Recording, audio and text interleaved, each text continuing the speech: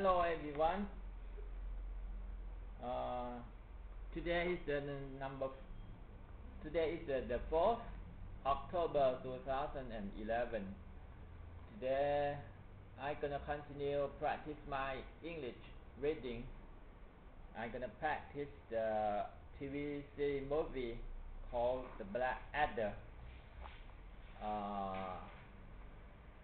Episode 1, The Fourth Telling. Okay, page number 7 to page number 10. Okay, let's start.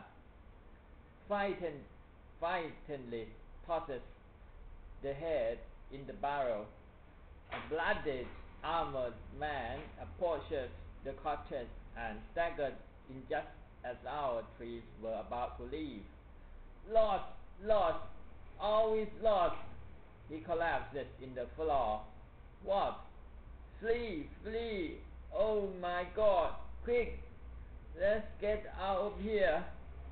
Take me with you! He grabs one of Edmund's legs.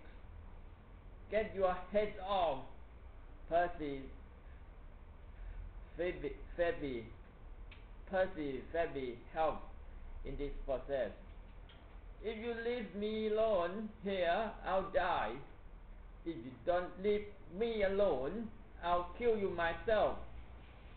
Baldric bops the man on the head with his blunt object. The man falls to one side. Now leave him here. Come on, Edmund, Baldric and Percy make their way out.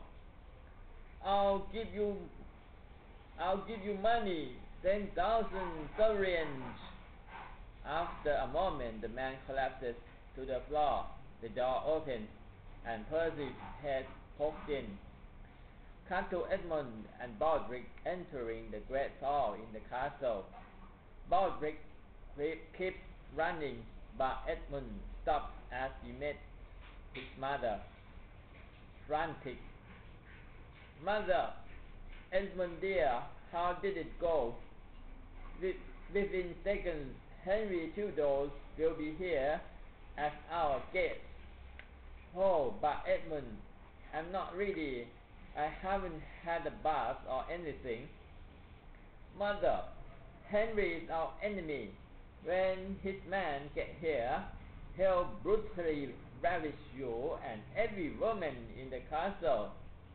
Ah, well, I shan't bother to change then. Baldric runs into the doorway across the hall. My lord, what do you want? Listen. An army's drum can be heard faintly in the distance. Oh my God! They're here already. He begins to run down the hall, shouting, "Run for your lives! Run for the hills! Oh, my lord!" They're coming from the hills, still shouting, "Oh, sorry! Run away from the hills! Run away from the hills! If you see the hills, run the other way!" Percy arrives. "No, my lord, it's all right. They're flying the banners of our King Richard." "Well, that's impossible. He's dead, isn't he?" Shocked. "King Richard dead?" Suddenly, not so frantic. "Yes, God knows how." "Oh dear, that really upsets the tulip cart." Frantic again. "Those flags, Percy, are obviously just a cunning trick to deceive us into staying." "No, my lord, I don't think it is a cunning trick." "Well, no, it's not a particularly cunning trick, because we have seen through it." He locks the main entrance to the great hall, but obviously they thought it was cunning. When they thought it out, what's that mean, my lord? Is that I don't think they did think it out." "What you think someone else thought it up and they borrowed it for the occasion? No, my lord, I don't think it's a trick at all. You don't think that riding up to a castle under someone else's banner is a trick? Sarcastically, well, no, I suppose it isn't. There's a banging on the main door. Edmund screams and goes through the inner door. The main door has been broken down. He and Roderick remain in the great hall. It's only your father entering with his entourage. Who locks that bloody door? Richard, it's Joe. Well, who did you expect to be, woman? Why, I thought it would be Henry Tunip. Henry Tunip? Have you lost your concourse? So you won? Yes, of course. We won. We won. Victory! General cheers from his entourage. So I suppose now you want to ravish me? Shock. Yes, yes, in a moment.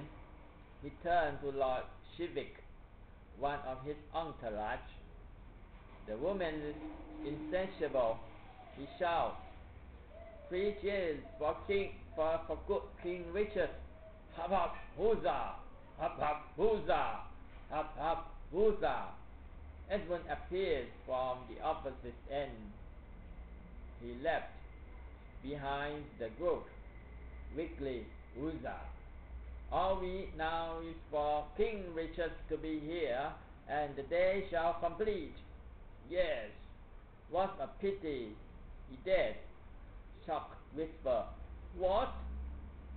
Who told you that? Well, Edmund nods to his direction.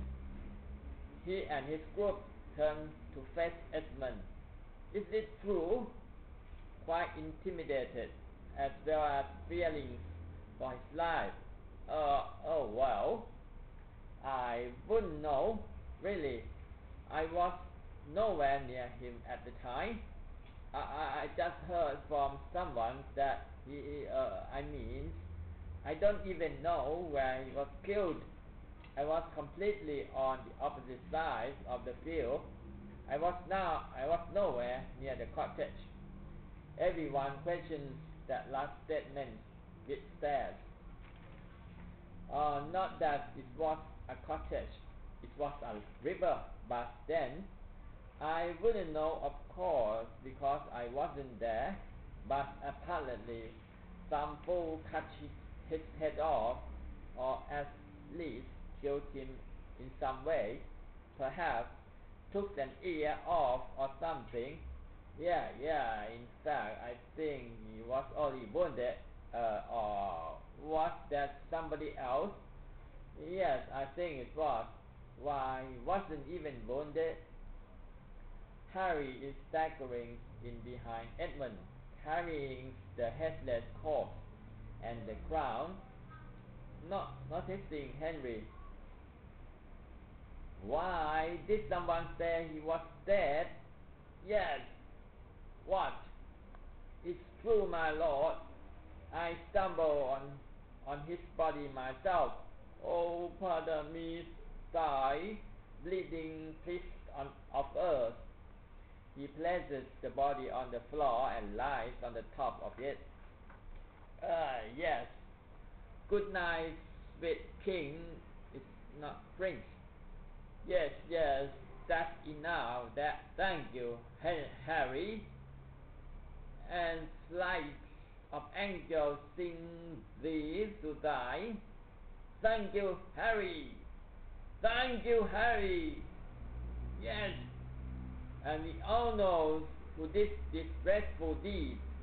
We look at Edmund. Don't we? Edmund slowly nodded, as sort of confession, and closed his eyes. He planning to have his head cut off. Henry Tudor! Edmund's nod increases in speed. He his eyes and grins. Yes, and he still roams free. He shouts quite loudly. Harry calls for silence. Everyone is silent. Silence! He slowly lowered to the ground on his father's head. For the king, everyone, including Harry, kneels or bows before Richard. Everyone but Richard. Long life the King Richard the Fourth. This day has been twice a mighty stew, in which the beef of victory was mixed with the wine turnips of sweet Richard slain, and the grisly dumpling of his killer fled. But we must eat the yellow wobbly part to serve. In life, each man gets what he deserves.